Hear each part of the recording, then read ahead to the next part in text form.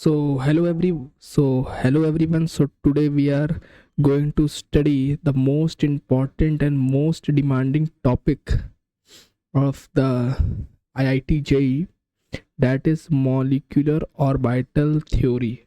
Okay, simple theory है. ठीक है, मैं इसके जितने भी कॉन्सेप्ट है, चाहे वो जेई मेंस रिलेटेड हो, चाहे वो जेई एडवांस रिलेटेड हो, वो मैं आपका इस सीरीज में कंप्लीट करा दूंगा. देखिए, मॉलिक्यूलर ऑर्बिटल थ्योरी थोड़ी बड़ी थ्योरी है, तो इसलिए मुझे इसको कंप्लीट कराने में शायद 2 से 3 वीडियो लग सकती है, या एट मोस्ट 4 वीडियोस लग सकते हैं. तो आप लोग बने रहिएगा.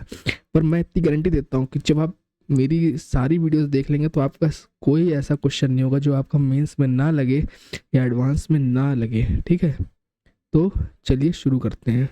ठीक है, तो अब हम लोग देखते हैं कि इसके कॉन्सेप्ट्स क्या हैं. तो पहली बात, तो हमें मॉलिक्यूलर ऑर्बिटल थ्योरी की ज़रूरत क्यों पड़ी है? क्योंकि हमारे हमारे पास वैलेंस बॉन्ड थ्योरी थी. तो वैलेंस बॉन्ड थ्योरी के हमारे पास कुछ डिफेक्ट आ रहे थे उस थ्योरी में, इसलिए हमें एक नई थ्योरी की ज़रूरत पड़ी जिसका नाम था मॉलिक्यूलर ऑर्बिटल थ्योरी. तो पहला क्या डिफेक्ट था? पहला ये डिफेक्ट था कि वैलेंस बॉन्ड थ्योरी के अनुसार जो हमारा ऑक्सीजन मॉलिक्यूल है वो डायामैग्नेटिक होना चाहिए. देखिए, फर्स्ट पॉइंट पढ़िए. तो अकॉर्डिंग टू वीबीटी जो O2 मॉलिक्यूल है वो डायामैग्नेटिक होना चाहिए. पर जब हमने उसको देखा तो वो उसका जो बिहेवियर था, हमने मैग्नेटिक फील्ड में रख के देखा उसको, तो जो उसका बिहेवियर था वो था पैरामैग्नेटिक. ठीक है, तो जो पैरामैग्नेटिक नेचर उसका हमारा O2 मॉलिक्यूल का, वो वीबीटी से एक्सप्लेन नहीं हो रहा था. इसलिए हमें एक दूसरी थ्योरी की ज़रूरत पड़ी जिसका नाम था मॉलिक्यूलर ऑर्बिटल थ्योरी. ठीक है, I hope this first point is clear to you. Now second point, what second point says कि और इलेक्ट्रॉन का फॉर्मेशन जो था वो वीबीटी नहीं एक्सप्लेन कर पाया कि क्यों हो रहा है, कि मतलब हो तो रहा है पर इसका रीज़न क्या है, वो थ्योरी इसको नहीं एक्सप्लेन कर पाई. ठीक है, तो हमें केमिकल बॉन्डिंग में वेरियस थ्योरीज की ज़रूरत इसलिए पड़ी क्योंकि एक थ्योरी से पूरी केमिस्ट्री के मॉलिक्यूल या वर्ल्ड में जितने भी मॉलिक्यूल्स या एटम्स उनको नहीं एक्सप्लेन किया जा सकता, इसलिए डिफरेंट थ्योरीज की हमें ज़रूरत पड़ी. तो इसलिए वीबीटी यहाँ भी फेल हो गया. कहाँ? Formation of odd electron bond को एक्सप्लेन करने में. फिर और कहाँ फेल हुआ? वो फ्रैक्शनल बॉन्ड ऑर्डर नहीं बता पाया. किन में नहीं बता पाया? देखिए, पॉलीएटॉमिक में तो बता पाया. अब पूछेंगे सर पॉलीएटॉमिक में कैसे बता पाया? पॉलीएटॉमिक में वो एक्सप्लेन कर पाया through the phenomena of resonance. जैसे आपने देखा होगा बेंजीन हो गया या आपका कार्बोनेट आयन हो गया, तो उसमें आपका फ्रैक्शनल बॉन्ड ऑर्डर आ रहा था. ठीक है, तो फ्रैक्शनल बॉन्ड ऑर्डर आ रहा था पर वो आपके पॉलीएटॉमिक मॉलिक्यूल थे. अब मैं बात कर लेता हूँ एनओ.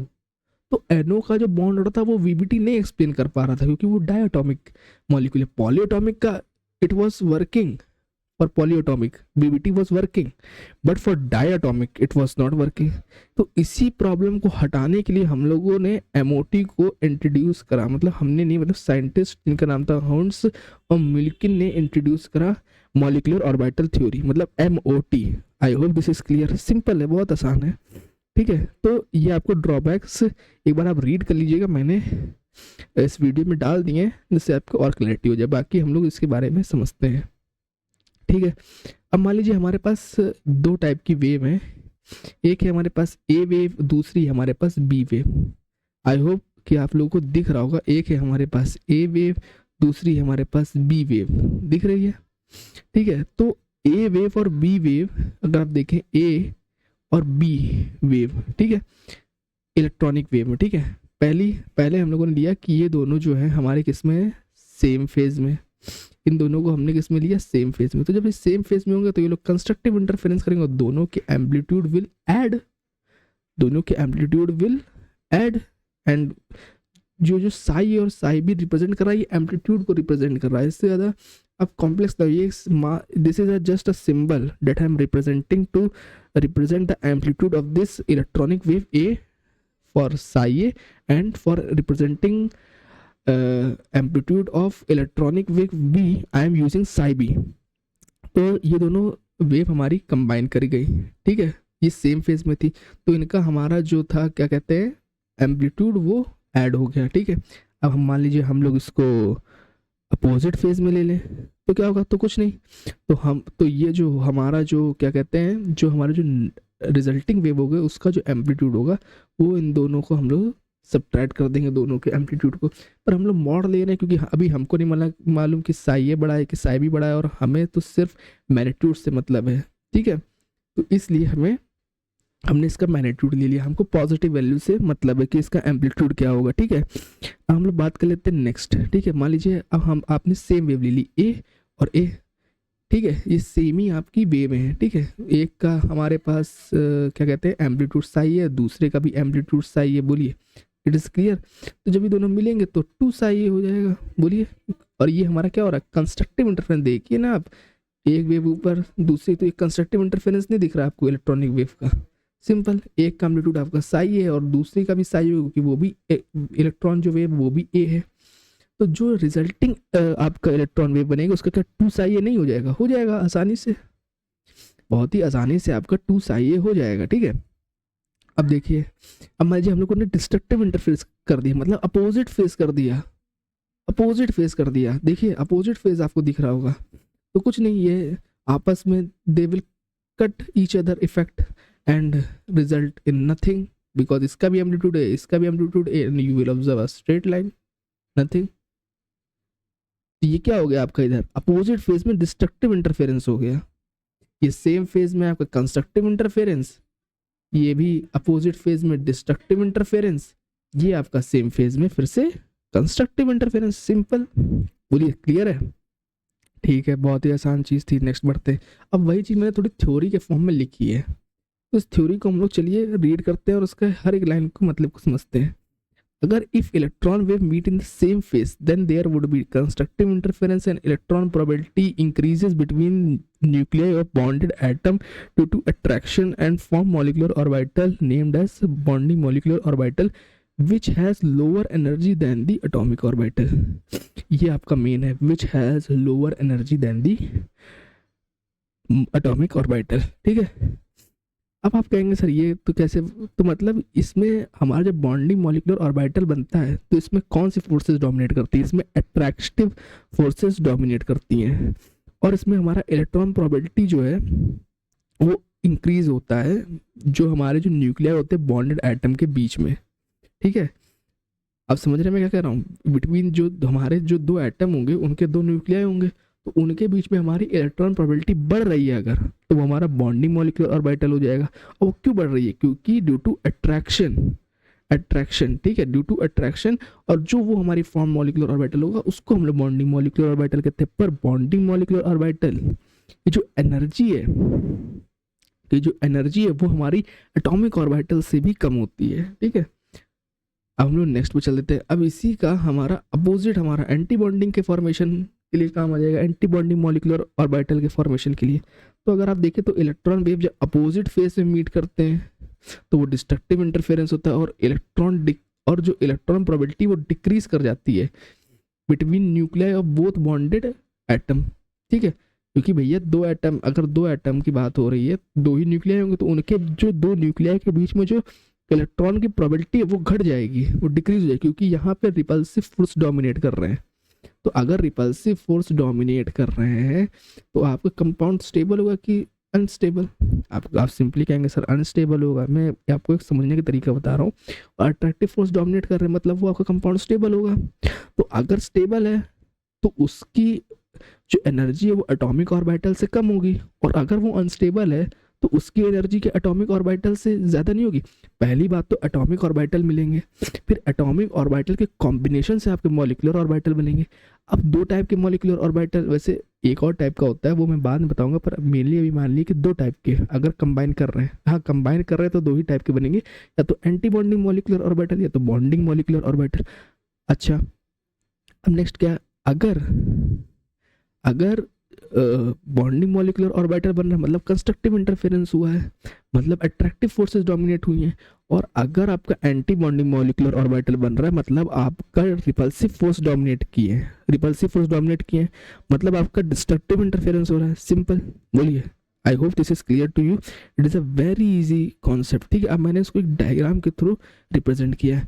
अब देखिए मैंने आपको क्या बताया कि रिपल्सिव फोर्सेस की वजह से एंटी बॉन्डिंग मॉलिक्यूलर ऑर्बिटल की एनर्जी क्या होगी, दे आर लेस स्टेबल।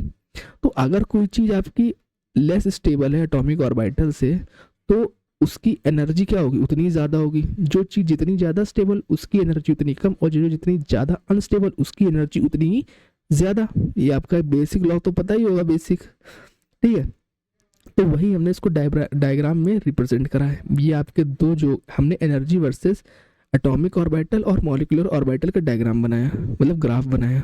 तो अगर आप देखिए ये दो हमारे क्या है, ये दो हैं हमारे एटॉमिक ऑर्बिटल, दिख रहे हैं आपको, ये दो जो हैं आपके एटॉमिक ऑर्बिटल हैं। तो इनके पहली बात तो ये लोग मिलने चाहिए, जब ये मिलेंगे तभी तो हमारे एटॉमिक ऑर्बिटल मतलब एंटी बॉन्डिंग मॉलिक्यूलर ऑर्बिटल या बॉन्डिंग मॉलिक्यूलर ऑर्बिटल बनेंगे। तो ये मान लीजिए कंबाइन कर गए, ठीक है। अब मान लीजिए कंबाइन करे तो वेव दो टाइप से मिल सकती थी, या तो सेम फेज में मिले या तो अपोजिट फेज में। अब अपोजिट फेज में मिली तो क्या बन गया आपका, एक तो आपका क्या बन गया एंटी बॉन्डिंग मॉलिक्यूलर ऑर्बिटल, और सेम फेज में मिली तो आपका बन गया क्या molecular orbital, bonding molecular orbital. जिस मैंने आपको क्या बताया, बॉन्डिंग मॉलिक्यूलर ऑर्बिटल की एनर्जी एटॉमिक, ये जो आपका ये थे आपके एटॉमिक ऑर्बिटल, तो इनसे तो कम ही होगी।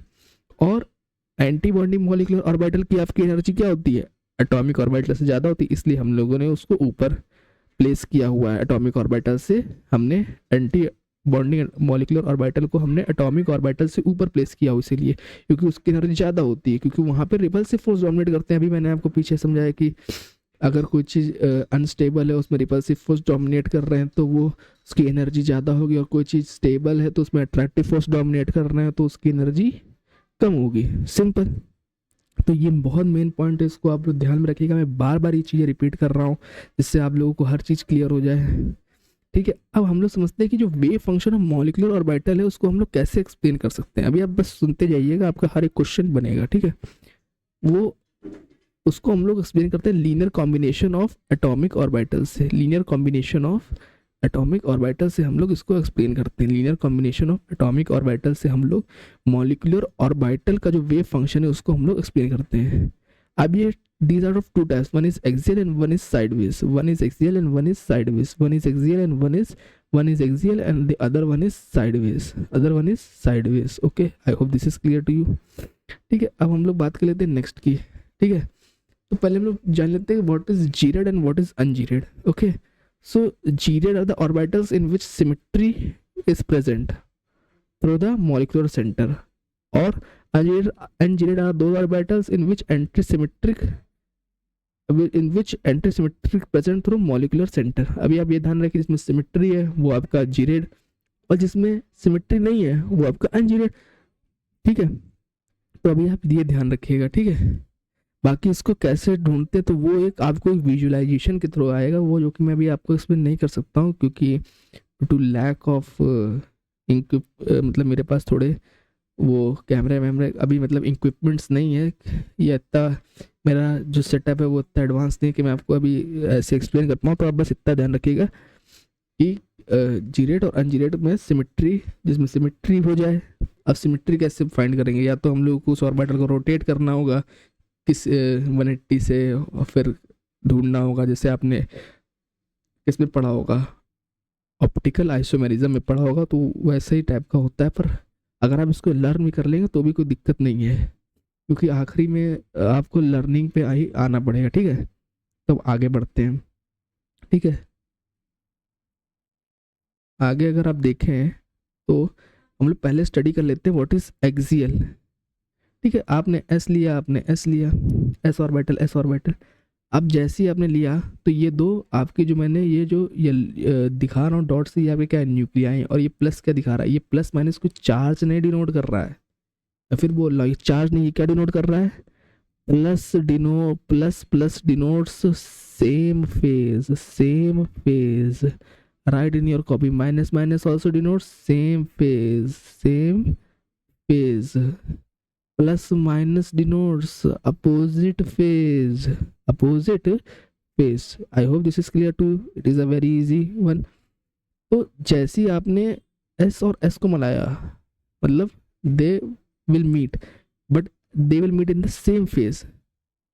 तो जो हमारे अब इन दोनों की न्यूक्लियाई हैं, तो इन दोनों की न्यूक्लियाई के बीच में आपकी इलेक्ट्रॉन डेंसिटी बढ़ेगी, इन दो न्यूक्लियाई के बीच में आपकी इलेक्ट्रॉन डेंसिटी बढ़ेगी। तो ये हो गया आपका बॉन्डिंग मॉलिक्यूलर ऑर्बिटल। अभी मैं आपको बताऊंगा नोडल प्लेन और वो सब जीरेड और अनजीरेड कैसे निकालते हैं, पर अभी आपको ज़्यादा ध्यान नहीं देना है, वो मैं आपको आगे एक्सप्लेन करूंगा, ठीक है। जो बोल रहा हूँ सिर्फ उतना करते जाइए जितना एक्सप्लेन कर रहा हूँ, बाकी आप ध्यान से सुनते जाइए हर एक की पॉइंट को, हर एक चीज़ को। बाकी आपको ज़्यादा दिमाग नहीं लगाना, आपने कहीं से भी पढ़ के आया हो पहले से, पर जो मैं पढ़ा रहा हूँ वो आपने कहीं नहीं पढ़ा होगा, this is my guarantee, okay. क्योंकि बहुत कम लोग ये पढ़ाते हैं, आपने चाहे कहीं से पढ़ा रखा, this is my open challenge, बहुत कम लोग पढ़ाते हैं, और अगर आप वहाँ से पढ़ रहे हैं तो बहुत ही अच्छी बात है, ठीक है।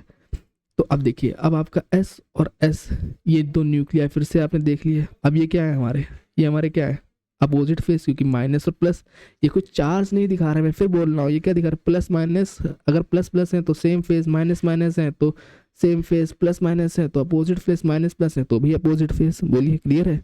तो अब क्या होगा, अब मैंने क्या कहा, अगर अपोजिट फेस है तो एंटी बॉन्डिंग बनेगा, एंटी बॉन्डिंग में क्या होगा, रिपल्शन। अब रिपल्शन की वजह से क्या होगा, ये जो तो न्यूक्लियाई है इनके बीच में क्या होगा, इलेक्ट्रॉन प्रोबेबिलिटी, इनके बीच में जो इलेक्ट्रॉन प्रोबेबिलिटी है इन दो न्यूक्लियाई के बीच में घटेगी।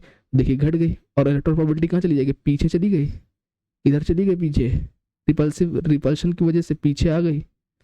बोलिए पीछे, यहाँ आ गई, देखिए लोब पीछे ज़्यादा हो गया, पीछे की तरफ ज़्यादा बल्ज आउट हो गया लोब। आप देखिए, क्योंकि ड्यू टू रिपल्शन, रिपल्शन की वजह से इलेक्ट्रॉन डेंसिटी यहाँ से हट के यहाँ आ गई, यहाँ से हट के यहाँ आ गई, तो ये बल्जिंग आउट आप देख सकते हैं ना, ठीक है।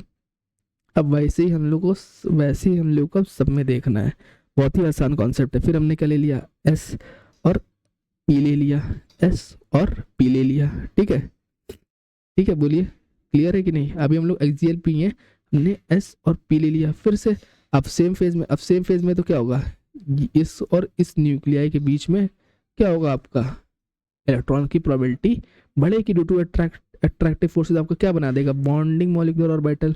ऊपर वाले में आपका क्या बन रहा था, क्योंकि अपोजिट फेस था तो एंटी बॉन्डिंग मॉलिक्यूलर ऑर्बिटल, उसके ऊपर वाले में क्या बन रहा था, क्योंकि आपका सेम फेस था तो बॉन्डिंग मॉलिक्यूलर ऑर्बिटल। बोलिए क्लियर है, समझ में आ रहा है ना, कोई इतना रॉकेट साइंस नहीं। बस अभी आप ये स्ट्रक्चर ध्यान में रख लीजिए, जो मैं बोल रहा हूँ, जो जितना भी नोट्स में लिखा है उसको अपने नोट्स में लिख लीजिए, इसके बाहर कुछ नहीं आने वाला है, I can guarantee you, I can sure you,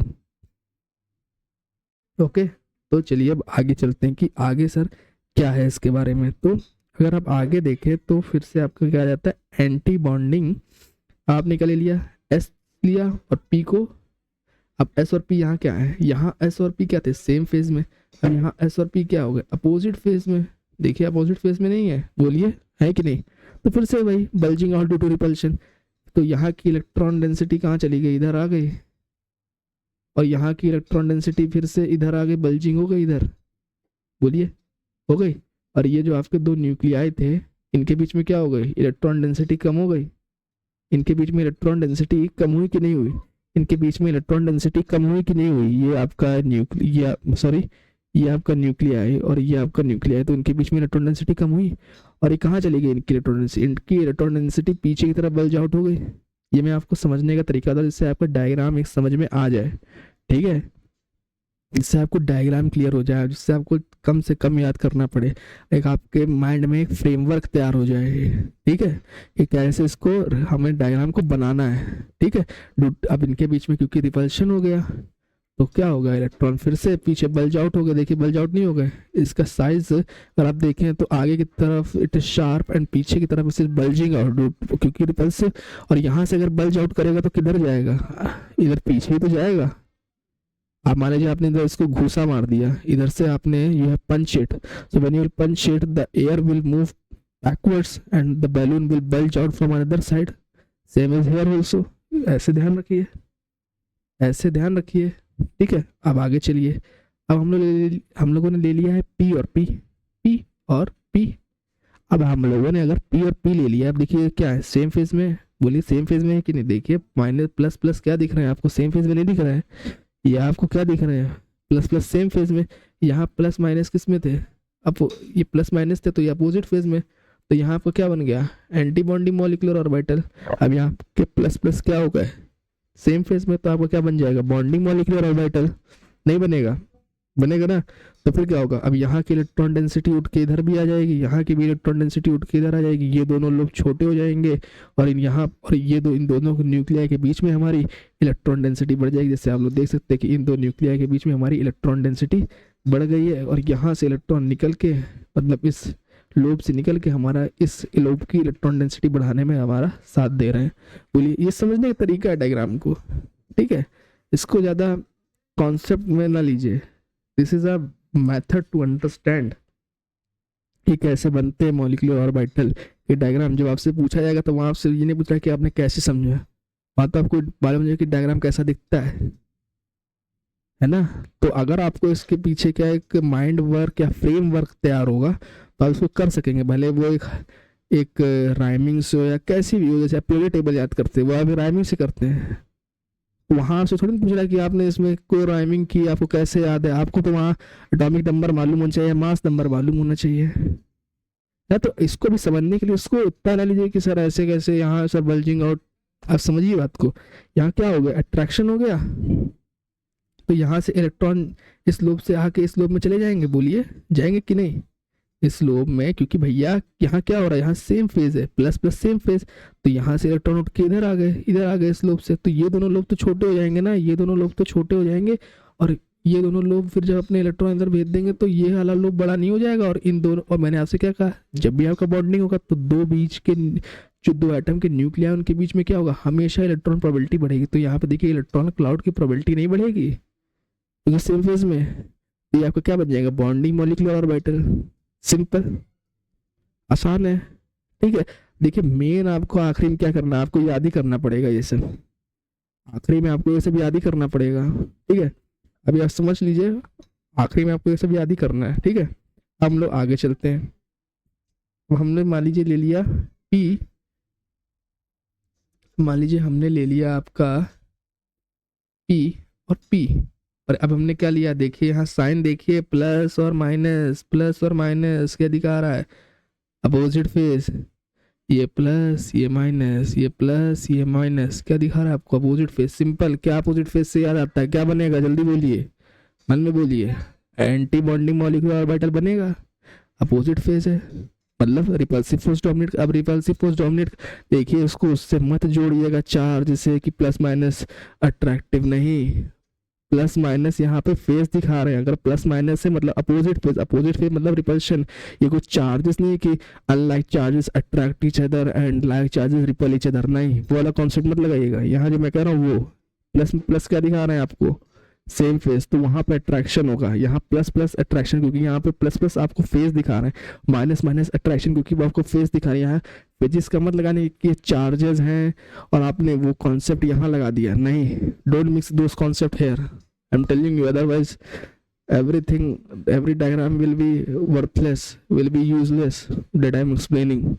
These are phase difference, never mix these two concepts, that is why I am telling you where यहाँ बच्चे सबसे ज़्यादा गलतियाँ करते हैं, वो मैं आपको बता भी रहा हूँ। तो आपने क्या कर दिया, आइए आपको क्या दिख रहे हैं, ये आपको क्या दिख रहे हैं, बोलिए, ये प्लस और ये माइनस आपको अपोजिट फेस में दिख रहे हैं, तो आपका क्या बनेगा, बोलिए क्या बनेगा, यहाँ पे आपका अपोजिट फेज है तो मतलब आपका बनेगा एंटी बॉन्डिंग मॉलिक्यूलर ऑर्बिटल, और एंटी बॉन्डिंग मॉलिक्यूलर ऑर्बिटल बनेगा मतलब यहाँ पे रिपल्सिव फोर्स, मतलब यहाँ से इलेक्ट्रॉन डेंसिटी उठ के इधर आ जाएगी और यहाँ से इलेक्ट्रॉन डेंसिटी उठ के इधर आ जाएगी। तो देखिए दो न्यूक्लियाई के बीच में इलेक्ट्रॉन प्रोबेबिलिटी घटी कि नहीं घटी, दो न्यूक्लियाई के बीच में इलेक्ट्रॉन प्रोबेबिलिटी घटी कि नहीं घटी, ये दो न्यूक्लियाई आपको दिख रहे हैं, ये देखिए मैंने सर्कल से कर दिया है, इनके बीच में इलेक्ट्रॉन प्रोबेबिलिटी घटी कि नहीं, पहले तो थी ना, ये थी पहले, देखिए इनके बीच में, तो यहाँ पे इनके रिपल्शन के कारण ये इधर चला गया और इनके रिपल्शन के कारण इलेक्ट्रॉन डेंसिटी थोड़ी इधर चली गई, इसके बीच में, जिसके कारण इनके बीच में इलेक्ट्रॉन की प्रोबेबिलिटी क्या हो गई, घट गई कि नहीं, बोलिए इलेक्ट्रॉन प्रोबेबिलिटी, इलेक्ट्रॉन, तो यहाँ पे क्या होगा, due to repulsion bulging out हो गए, मतलब यहाँ से, और यहाँ पे थोड़ा क्या होगा, यहाँ पे थोड़ा लोब जो है वो आपका छोटा हो गया, देखिए लोब छोटा हो गया क्योंकि यहाँ से जितना थोड़ा बहुत इलेक्ट्रॉन क्लाउड या इलेक्ट्रॉन डेंसिटी थी वो थोड़ी उठ के इधर चली गई, और यहाँ पे इलेक्ट्रॉन को ढूंढने की अब जो प्रोबेबिलिटी होगी वो कम हो गई इन दो न्यूक्लियाई के बीच में। ये आपको दो न्यूक्लियाई दिख रहे होंगे, इन दो न्यूक्लियाई के बीच में इलेक्ट्रॉन को ढूंढने की प्रोबेबिलिटी क्या हो गई, कम हो गई। I hope this is clear to you. बहुत आसान था यार, इसमें कुछ नहीं है, ठीक है, अब आप इस स्ट्रक्चर को बनाइएगा, खुद से लर्न करिएगा, तो आपको और भी क्लियर हो जाएगा। ठीक है, अब चलिए नेक्स्ट जो हमारा था वो था क्या, साइडवेज। एक्सियल हो गया, मैं आपको गारंटी दे रहा हूँ जितना मैंने एक्सियल पढ़ाया है इसके बाद कुछ नहीं आने वाला, कुछ भी नहीं। हाँ, चाहे मेंस हो चाहे एडवांस हो। ठीक है, और अगर आएगा तो कोई नहीं कर पाएगा। ठीक है, और अगर और और अगर इन पर क्वेश्चन आएगा तो सिर्फ आप ही कर पाएंगे क्योंकि आप नहीं पढ़ा है, और कहीं मुझे नहीं लगता पढ़ाया जाता है इतना डीप में और इतना रिपीटेशन के साथ। बहुत ही आराम से पढ़ा रहा हूँ, देखिए आप वो। ठीक है, अब हम लोग बात कर लेते हैं साइडवेज। एक्सियल हो गया आपका, अब बात कर लेते हैं साइडवेज। ठीक है, तो अब देखिए यहाँ आपने पी और पी को ऐसे ले लिया है साइडवेज। ठीक है, बोलिए, पी और पी को आपने ले लिया है साइडवेज, बोलिए क्लियर है।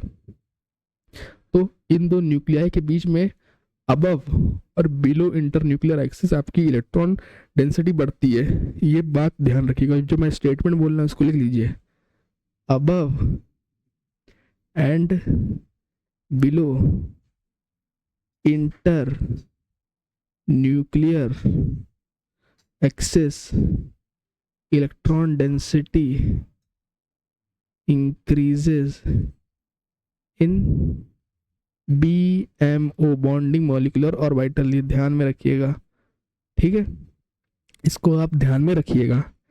ठीक है, जब अगर आपके P और P सेम फेज में कंबाइन कर रहे हैं और मतलब बॉन्डिंग मॉलिक्यूलर और वाइटल बनाएंगे, और बनाएंगे तो आपका इंटर न्यूक्लियर एक्सिस के ऊपर और नीचे दोनों जगह इलेक्ट्रॉन की जो प्रोबेबिलिटी है वो बढ़ेगी। ठीक है, सिंपल, क्लियर होगा। ठीक है, नोडल पेन मॉडल पेन मैं आपको बताऊंगा, आप लोग चिंता मत करिएगा कि सर ये लिखा हुआ है पर अब बताएंगे कब, नहीं सब बताऊंगा। जीरेड अनजीरेड नोडल पेन सब पता चलेगा आपको, बस आप हैव पेशेंस। ओके, मुझे मालूम है कब क्या चीज़ बतानी है, आप चिंता ना करिए। अब मैंने पी और पी को अपोजिट फेस में लिख लिया फिर से। अब पी और पी को देखिए, ये आपको याद करना पड़ेगा क्योंकि ये थोड़ा अलग टाइप का है। ठीक है, आपने याद कर लिया पी और पी अगर सेम फेज में होगा तो ऐसे ही मतलब बनेगा। हाँ, अगर पी और पी सेम फेज में, अब ये देख लीजिए, ये पी और पी अपोजिट फेज में तो फिर से यहाँ रिपल्शन लगेगा, ये पीछे की तरफ आपके नहीं हो जाएंगे टिल्टेड, बोलिए क्या ये पीछे की तरफ आपके टिल्टेड नहीं हो जाएंगे। ये अगर आपका पी है और ये पी है तो ये आपकी तरफ पीछे की तरफ ड्यू टू रिपल्शन ये मुड़ नहीं जाएंगे। जैसे जैसे अगर आपने पत्ती ली हो, पत्ती मतलब लीफ, लीफ अगर आपने ली हो तो अगर वहाँ पे अगर आप हवा चलाएंगे मतलब रिपल्शन उसके लगाएंगे, एयर रेजिस्टेंस लगाएंगे तो वो पत्ती टिल्ट हो जाती। तो वही समझ लीजिए कि पहले आपका ऐसे था, तो जब ये दोनों एटॉमिक ऑर्बिटल कंबाइन करेंगे तो ये क्या है, अपोजिट फेज में नहीं दिख रहे हैं आपको क्या, बोलिए। ये तो सबको दिख रहा होगा यार अपोजिट फेज में। इसमें भी आपको एक रॉकेट साइंस बताऊंगा कि अपोजिट फेज में है कि सेम फेज में है। अपोजिट फेज में दिख रहा है, अपोजिट फेज है मतलब रिपल्शन, रिपल्शन से क्या होगा, ये दोनों इधर क्या हो जाएंगे, टिल्टेड नहीं हो जाएंगे, बोलिए। सिंपल कॉन्सेप्ट है, डायग्राम को बनाने का भी तरीका आपको एक्सप्लेन कर रहा हूँ कि इसके पीछे कॉन्सेप्ट क्या है। ठीक है, आसान है, कोई दिक्कत नहीं है। ठीक है, आगे चलते हैं।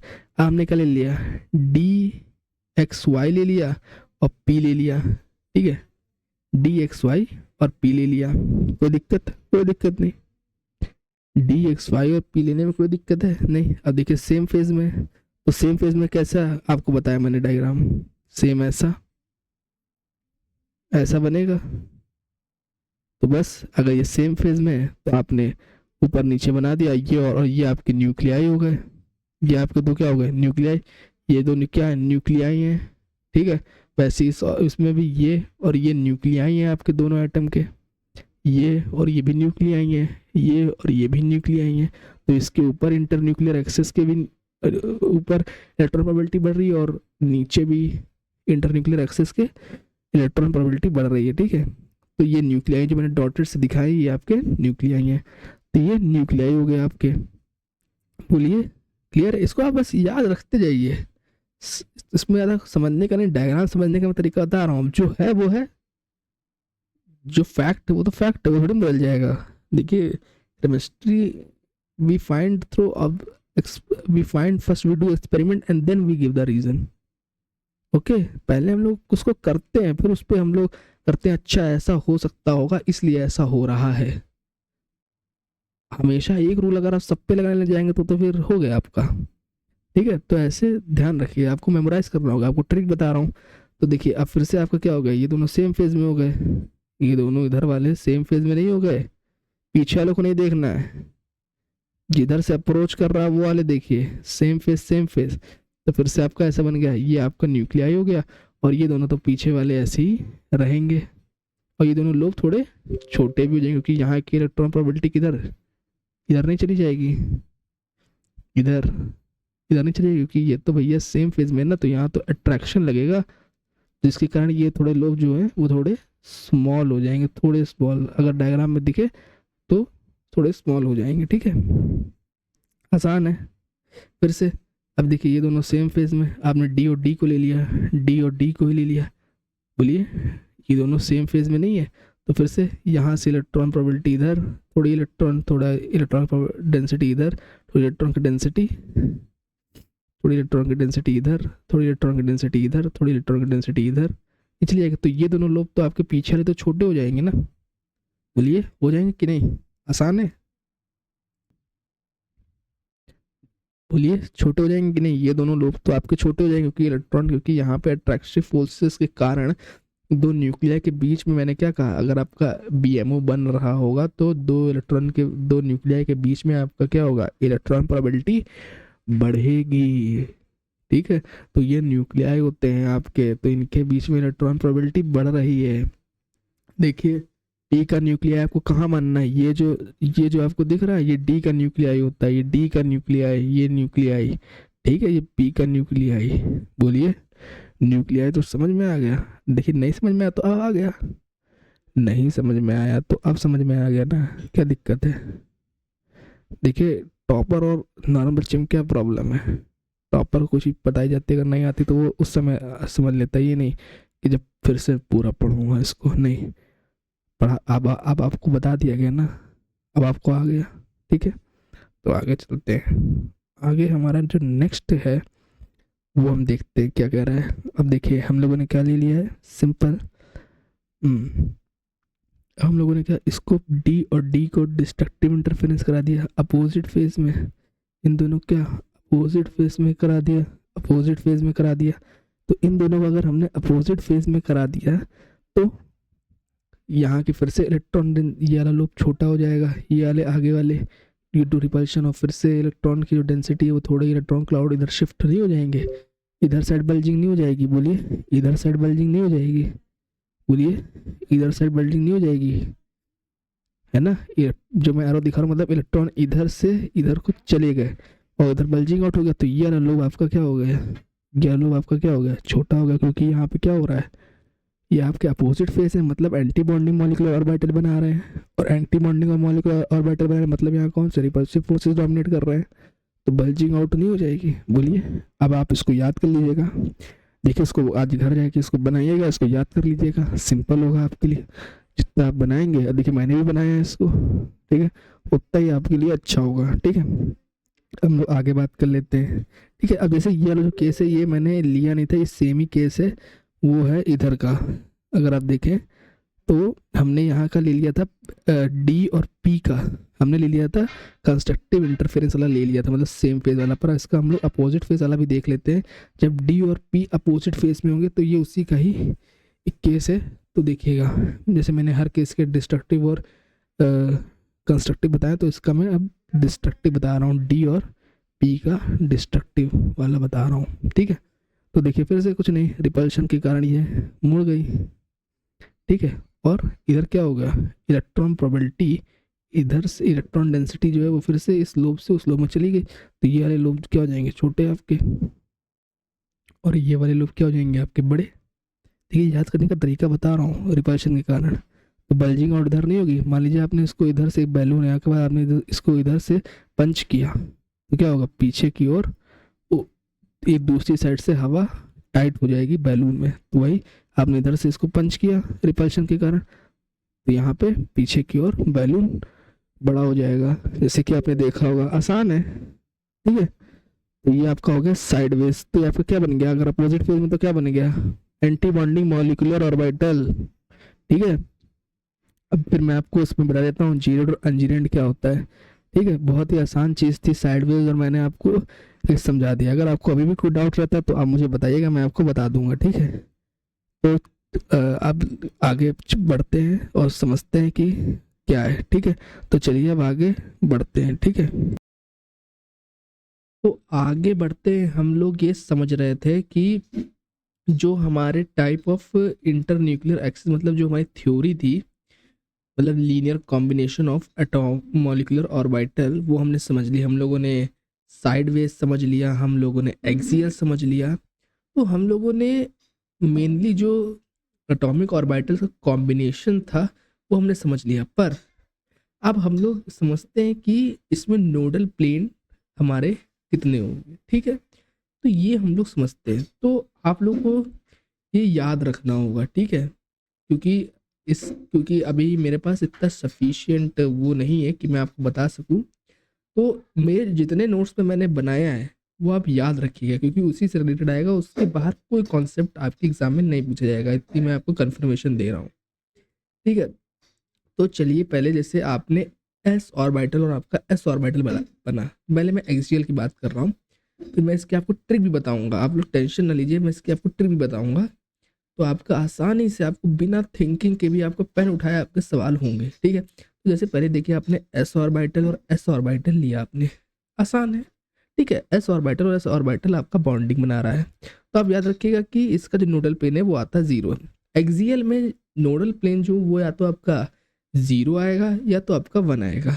ठीक है, अब आपने एस और एस ऑर्बिटल लिया तो उसमें आपका एंटी बॉन्डिंग मॉलिक्यूलर ऑर्बिटल बना, क्योंकि ये डिस्ट्रक्टिव इंटरफेरेंस करेंगे, क्योंकि ये अपोजिट फेज में, जो कि मैं आपको बता चुका हूँ पहले। तो इसमें आपका नोडल प्लेन वन आ रहा है।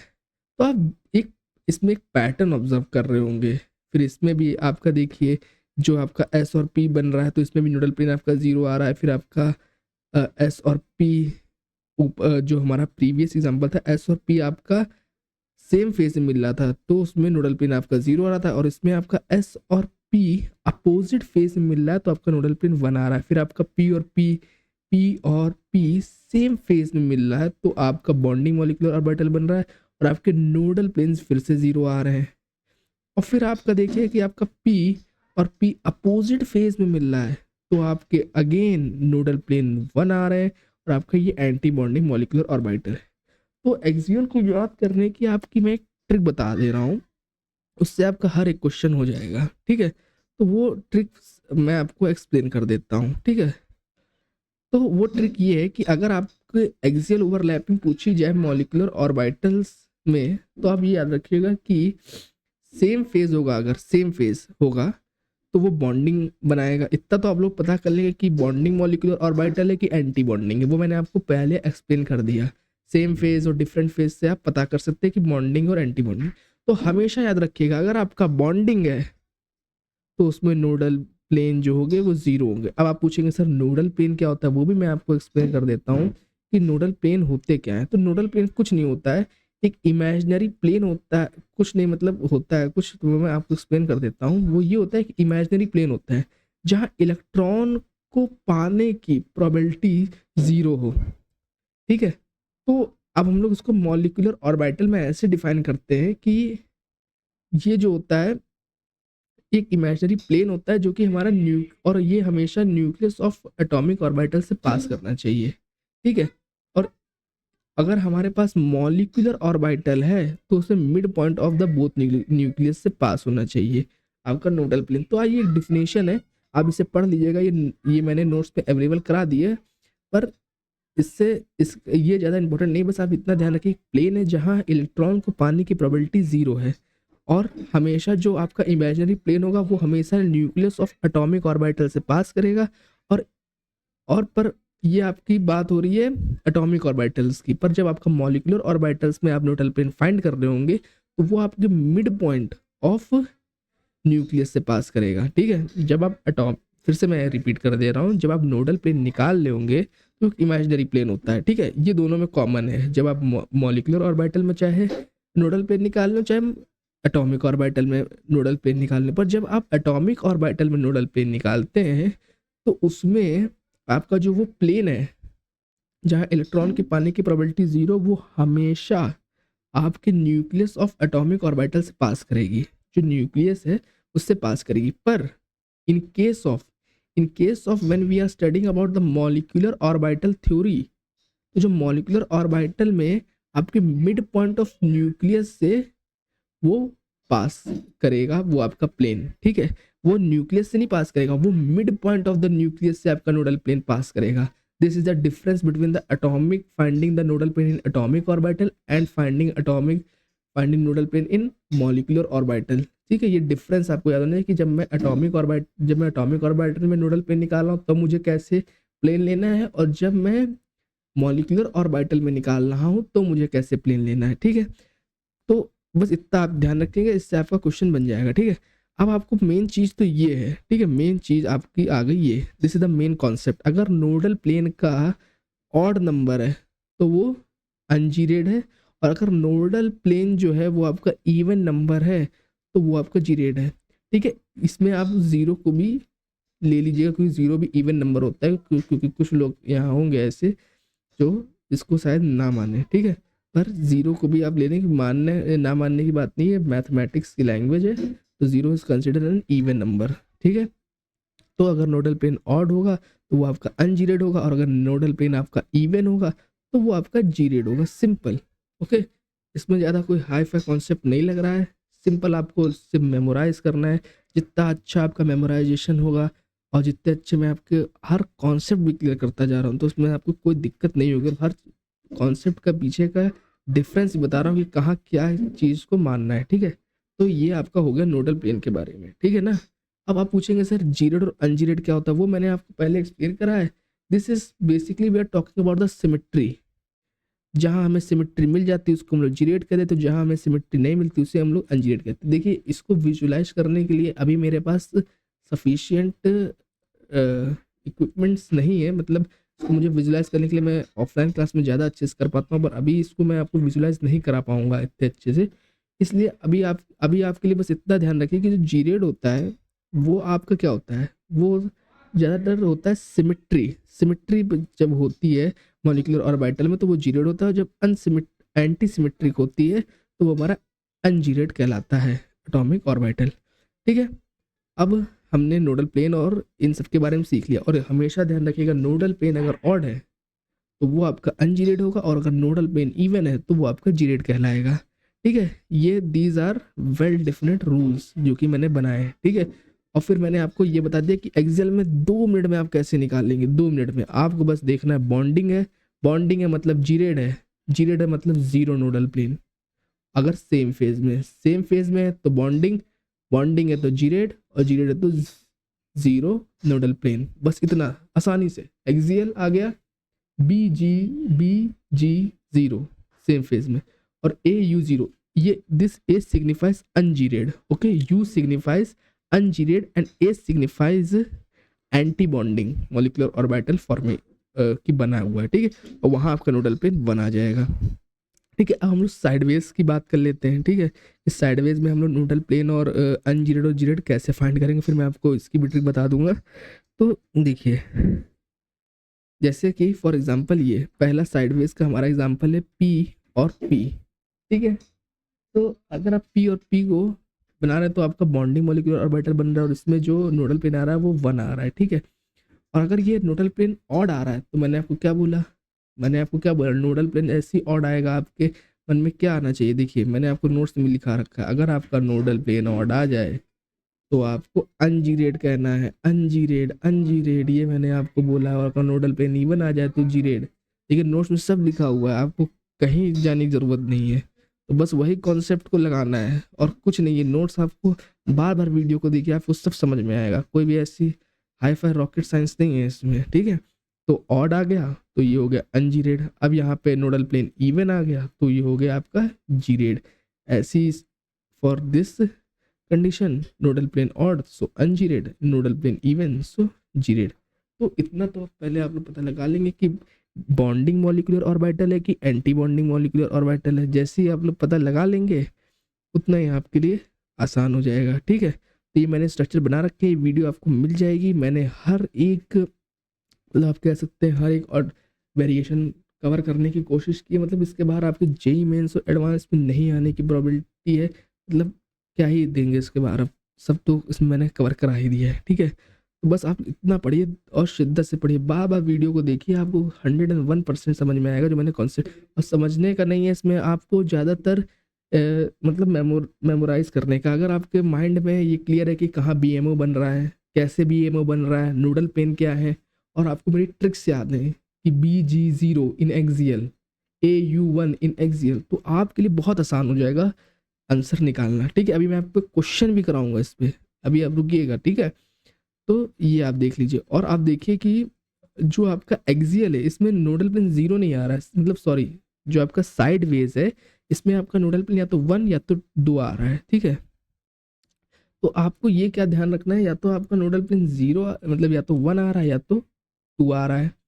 ठीक है, तो 0 वाला नोडल प्लेन किस में आता है, एक्सियल में। तो अब हम लोग इस पे भी एक बना देते हैं, क्या, हमारा ट्रिक। तो हमारी ट्रिक बहुत आसान है, इस पे भी हम लोगों ने एक वो बना रखी है। अगर साइडवेज के लिए AG2 मतलब एंटी बॉन्डिंग होगा तो जीरेड होगा, और उसमें 2 नोडल प्लेन होंगे अगर अपोजिट फेज में है, सिंपल।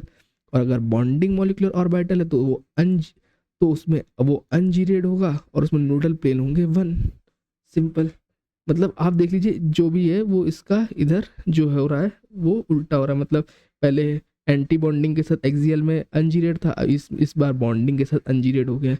तो इतना आपको सिंपल रखना है, ये आपको नोट्स मिलेंगे, बस इसको आप मेमोराइज कर लीजिए। मैं आपको 100% गारंटी दे रहा हूँ आपके जेई मेंस और एडवांस से क्वेश्चन 101% बनेंगे। और जब बनेंगे तो आपको समझ में आएगा कि कितनी हलवा चीज़ थी। बस समझने में आपको भले थोड़ा दिक्कत हो, पर जितना, पर जो मैं कॉन्सेप्ट मेन हाइलाइट्स बता रहा हूँ उसको आप जरूर ध्यान दीजिएगा। ठीक है, जैसे नोडल पेन की डिफिनेशन हो गई तो आप इसको याद कर सकते हैं, कोई इतना कॉम्प्लेक्स चीज़ नहीं है और ज़्यादातर पूछी भी नहीं जाती। मेन चीज़ आपकी ये हो गई। ठीक है, हम लोग बात कर लेते हैं नेक्स्ट पे। ठीक है, जो कि होती है, जैसे आपने पढ़ लिया कि जब आपका सेम फेस और सेम प्लेन में मिलते हैं एटॉमिक ऑर्बिटल्स तो आपका बनता है बीएमओ, सिंपल। जब आपका सेम फेस और सेम फेस और सेम प्लेन में मिलते तो आपका बनता है बॉन्डिंग मॉलिक्यूलर ऑर्बिटल। पर जब आपका different different phase but same plane में मिलते हैं तो आपका बनता है एंटी बॉन्डिंग मॉलिक्यूलर ऑर्बिटल। अरे प्लेन तो सेम ही होगा ना, पर क्या डिफरेंट होता है, फेज डिफरेंस, जो फेज होता है वो डिफरेंट होता है। या तो वो डिस्ट्रक्टिव फेज हो सकता है या तो कंस्ट्रक्टिव इंटरफेरेंस हो सकता है, तो ये फेज अलग होता है एंटी बॉन्डिंग में। पर एनबीओ में, एनबीओ जो हमारा होता है वो होता है नॉन बॉन्डिंग मॉलिक्यूलर ऑर्बिटल। अच्छा, ये कैसे बनता है, ये बनता है या तो एनर्जी गैप बहुत हो, तो अगर एनर्जी गैप बहुत होगा तो एटॉमिक ऑर्बिटल कभी मिलेंगे ही नहीं दो एटम के। We are talking about diatomic molecules, so they will never meet, and when जो एटॉमिक ऑर्बिटल ही नहीं बने तो मॉलिक्यूलर ऑर्बिटल कैसे बन जाएंगे। तो जो एटॉमिक ऑर्बिटल नहीं मिलते ड्यू टू एनर्जी गैप की वजह से जो एटॉमिक ऑर्बिटल नहीं मिलते हैं तो उनसे जो उनको हम लोग कहते हैं वो कहते हैं हम लोग नॉन बॉन्डिंग मॉलिक्यूलर ऑर्बिटल। अब उनसे हमारे, मतलब उनसे हमारा मॉलिक्यूलर ऑर्बिटल नहीं बनता है। ठीक है, या ये एक और केस से हमारा नॉन बॉन्डिंग मॉलिक्यूलर ऑर्बिटल बनता है, वो कैसे बनता है, जब हमारा प्लेन भी सेम ना हो, प्लेन हमारा सेम ना हो। ठीक है, और हमारा फेस भी सेम ना हो। जैसे फॉर एग्जांपल ये हम लोग बात कर रहे हैं एस और एस की। ठीक है, मतलब सॉरी एस और पी ऑर्बिटल की। अब देखिए इसको आपको रीड कैसे करना है, इसको आपको रीड करना आना चाहिए। ठीक है, जैसे मैंने इसका जो रिजल्टेंट डायग्राम है वो मैंने बना दिया। ठीक है, तो देखिए एक साइड इधर इस लो में प्लस प्लस हो गया और इधर प्लस माइनस हो गया। तो आपको ये ध्यान रखना है जो प्लस प्लस होता है वो कंस्ट्रक्टिव होता है और प्लस माइनस डिस्ट्रक्टिव होता है। ठीक है, प्लस प्लस कंस्ट्रक्टिव इंटरफेरेंस और प्लस माइनस डिस्ट्रक्टिव इंटरफेरेंस, या आप ये मान लीजिए माइनस माइनस कंस्ट्रक्टिव इंटरफेरेंस और माइनस प्लस डिस्ट्रक्टिव इंटरफेरेंस। तो एक जगह कंस्ट्रक्टिव हो रहा है, एक जगह डिस्ट्रक्टिव हो रहा है, तो नेट जीरो हो गया, नेट जीरो हो गया, तो कुछ नहीं बना आपका। तो ये क्या हो गया हमारा नॉन बॉन्डिंग मॉलिक्यूलर ऑर्बिटल। बोलिए क्लियर है। इतना आसान था, ठीक है। पर आपको इसको ये नहीं कि इधर एक प्लस चार्ज है, इधर दो प्लस चार्ज है, इधर एक प्लस चार्ज है, इधर एक माइनस चार्ज, ऐसे नहीं देखना है। आपको देखना है एक एक रीजन में कि इस रीजन में कंस्ट्रक्टिव हो रहा है, दूसरे में डिस्ट्रक्टिव हो रहा है, तो नेट कितना हो गया, 0, मतलब कुछ नहीं बन रहा है, मतलब नॉन बॉन्डिंग मॉलिक्यूलर ऑर्बिटल, ठीक है। समझ रहे हैं ना, ईजी है बहुत, ठीक है। इसमें आपको प्लस माइनस ना अपनी मैथ्स मत लगाने लग जाइएगा, मैंने पहले ही बताया, these are not charges, these are simply phase, okay, these are not charges, these are phase। तो मैंने क्या बोला कि एडिशन सब्ट्रैक्शन मत करने लग जाइएगा, मैथ को मैथ ही में रखिए। अभी इसमें मैथ नहीं लगानी, जब लगानी होगी तो बताऊंगा, पर इसमें मैथ नहीं लगानी। इसमें आपको क्या प्लस प्लस बन रहा है ऊपर, क्योंकि देखिए प्लस इस लूप का और प्लस इस लूप का, तो अगर इनका कॉमन रीजन जब बनेगा, जैसे ये कॉमन रीजन, तो इनका प्लस प्लस, और इसका कॉमन रीजन जब बनेगा तो इसमें प्लस और माइनस। तो प्लस प्लस मैंने क्या बताया, प्लस प्लस या माइनस माइनस क्या बना देगा आपका कंस्ट्रक्टिव इंटरफेरेंस, और प्लस माइनस क्या बना देगा आपका डिस्ट्रक्टिव इंटरफेरेंस। तो ऊपर कंस्ट्रक्टिव, नीचे डिस्ट्रक्टिव, तो नेट क्या हो गया, 0, नेट हो गया आपका 0। वैसे ही आपको इसमें भी करना है।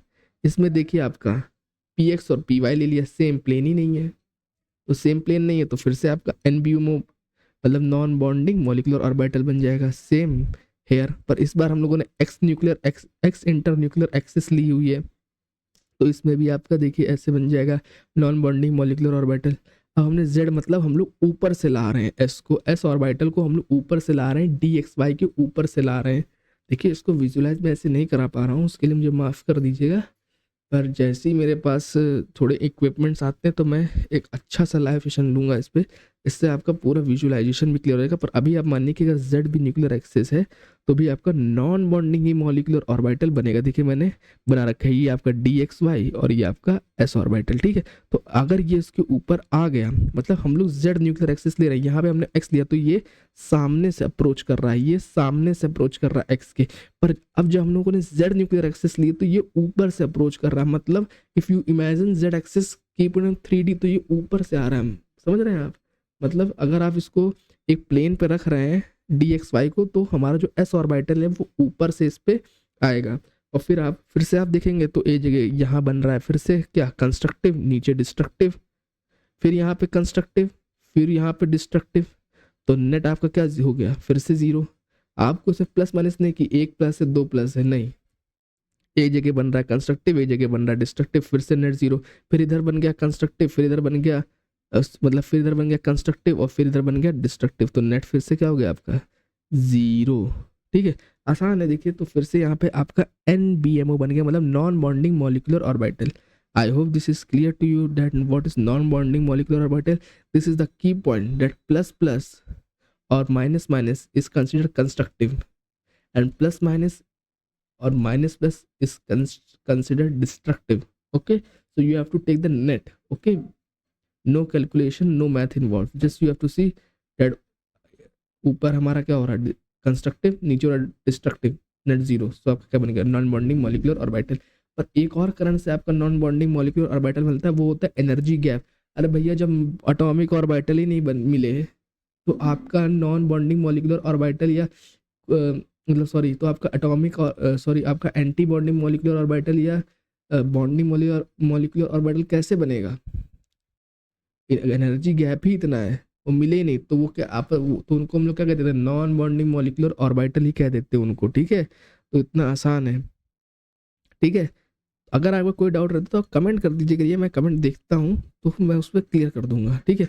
अब हमारे पास दो स्टेटमेंट है, read it very carefully, these are very interesting statement and will clear your conceptual clarity, okay. So अगर हम लोग if z is internuclear axis और dx² and dxy form an non-bonding molecular orbital, so this statement is true। देखिए इसको याद भी कर लीजिए, इसको मेमोराइज भी कर लीजिएगा, अभी मैं आपको एक्सप्लेन तो कर रहा हूँ पर इसको मेमोराइज भी कर लीजिएगा। देखिए एक हमारा स्टेटमेंट में आ रहा है एंड और एक में आ रहा है और, तो इसका मतलब क्या होता है, एंड और का आपको मतलब मैं बता दे रहा हूँ।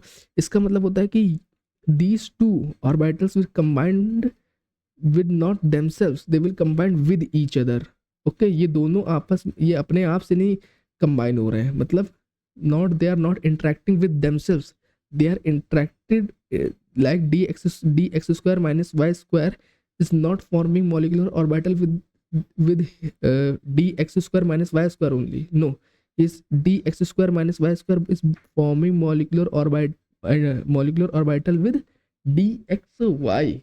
Okay, dxy. But when we are talking about or, it means that dx square minus y square is forming molecular orbital with itself, or dxy molecular atomic orbital is forming molecular or molecular orbital with itself only. So these are the two difference between or and I will explain you in the question also. Like you see, when we are talking about this is the case for and, मतलब ये दोनों आपस में मिल रहे हैं, ठीक है। But जब हम लोग और की बात करते हैं, और में मतलब ये खुद से ही मिल रहा है, ये डी एक्स स्क्वायर से नहीं मिल रहा है, ये खुद से ही मिल रहा है, ठीक है। ये खुद से ही मिल रहा है, देखिए ये खुद से ही मिल रहा है। मैंने इसको लिखा नहीं है, पर आप समझिएगा कि जब एंड की बात होगी, तब ये दोनों आपस में ही मिल रहे होंगे। मतलब ये दोनों, मतलब ये d x square minus Y square अपने आप से नहीं मिलेगा, पर डी एक्स वाई से मिलेगा, तो ये एंड का मतलब होता है। पर जब हम लोग और लिख रहे होते हैं, मतलब और, तो मतलब ये डी एक्स वाई और d x square minus Y square अपने आप से मिल रहे हैं, ठीक है। और किस एक्सेस पे मिल रहे हैं, तो वो एक्सेस हमने लिया है जेड न्यूक्लियर एक्सेस। मतलब अगर आप एक प्लेन में रख रहे हैं तो दूसरा वाला ऊपर से अप्रोच कर रहा है एटॉमिक ऑर्बिटल, समझ रहे हैं, ऊपर से अप्रोच कर रहा है। फिर आपका अगर फेज सेम है, अगर आपका फेज सेम है, मैं बात कर रहा हूँ, देखिए, क्योंकि अगर हम पहले स्टेटमेंट को पढ़ें तो अगर आपका जेड न्यूक्लियर एक्सिस है, तो देखिए ये, तो जब ये दोनों मिलते हैं, मतलब डी एक्स स्क्वायर और d x square minus Y square और डी एक्स वाई जब आपका मिलेंगे, और आपकी जो इंटर न्यूक्लियर एक्सिस वो हम लोग ले रहे हैं जेड, मतलब along Z inter nuclear axis, तो जो आपका बनेगा वो होगा नॉन बॉन्डिंग मॉलिक्यूलर ऑर्बिटल। देखिए मैंने यहाँ बनाया minus plus minus minus minus और माइनस प्लस, माइनस माइनस और माइनस प्लस, पर मैंने हर जगह नहीं बनाया क्योंकि फिर बहुत ही अनटाइडी हो जाता है, इसलिए मैंने एक जगह आपको एक्सप्लेन कर दिया। अब देखिए यहाँ माइनस माइनस हो गया, तो यहाँ क्या हो गया, कंस्ट्रक्टिव, यहाँ आपका क्या होगा, कंस्ट्रक्टिव हुआ कि नहीं, बोलिए। अब यहाँ आपका माइनस प्लस बन गया, तो ये क्या हो गया आपका, डिस्ट्रक्टिव हुआ कि नहीं, बोलिए, डिस्ट्रक्टिव हुआ, आसान है।